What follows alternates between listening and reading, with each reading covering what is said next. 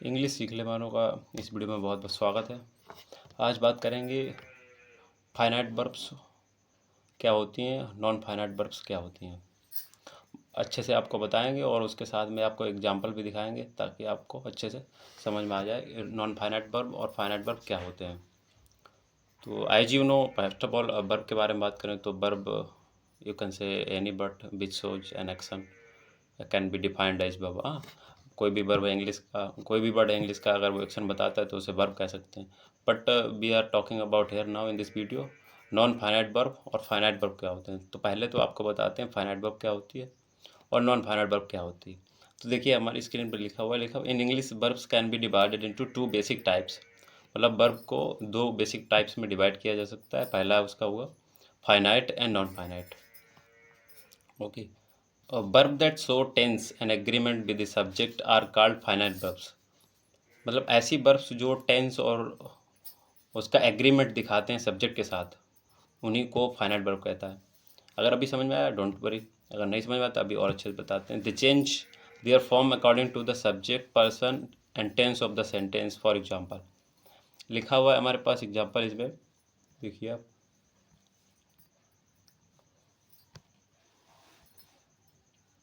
Post eats biscuits. Post here it is name of character. मतलब Post you can say any subject, here singular है। Post की जगह पे यहाँ पर हम लोग कोई भी नाम भी ऐड कर सकते हैं। पोस्ट की जगह पे जैसे सपोज दैट यहाँ पर किसी लड़के का नाम ऐड सकते हैं, लिख सकते हैं राजू। तो राजू ईट्स अ बिस्किट्स। तो अगर यहाँ पर राजू सब्जेक्ट है तो राजू के साथ में ईट्स होगा according to the rule of present tense, क्योंकि हम लोग वर्ब में ऐसे ऐसे करते हैं।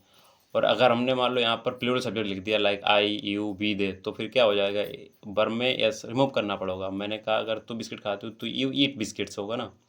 तो इस वर्ब में चेंज आया according to the number of subject. हमारे पास सिंगुलर सब्जेक्ट था तो हमने यस लगा के रखा था वर्ब में। और अगर वर्ब हमारा यहाँ पर बदल रहा है, हमने जैसे ही सब्जेक्ट बदला, लाइक हमने आई करा तो आई के साथ ईट होगा, ईट्स कर देंगे तो गलत हो जाएगा सेंटेंस हमारा। तो ऐसे में हमारी वर्ब चेंज हो रही है अकॉर्डिंग टू द सब्जेक्ट। तो जो वर्ब चेंज होगी that is known as finite verb. I hope आपको क्लियर हो गई होगी। थोड़ा सा और पढ़ते हैं। लिखा हुआ है verb that do not show a distinct tense and can not stand alone as verb in a sentence that can be known as non finite verb. Okay, तो यहाँ पे आप देखिए और भी थोड़ा सा लिखा हुआ है।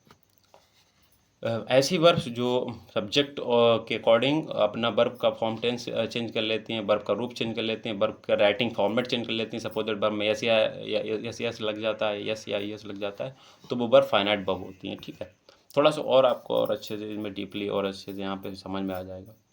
जिसे लिखा हुआ है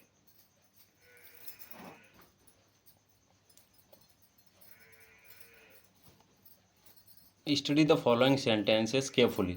लिखा हुआ I have given him money, मतलब मैंने उसे पैसा दिया। I like to give him money today.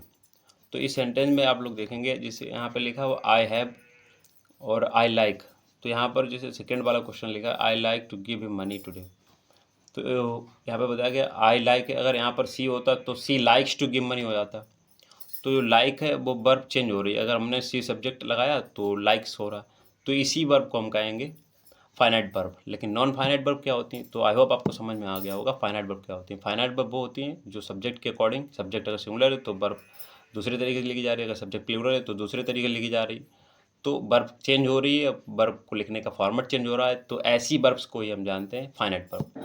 बात करते हैं नॉन फाइनाइट वर्ब की।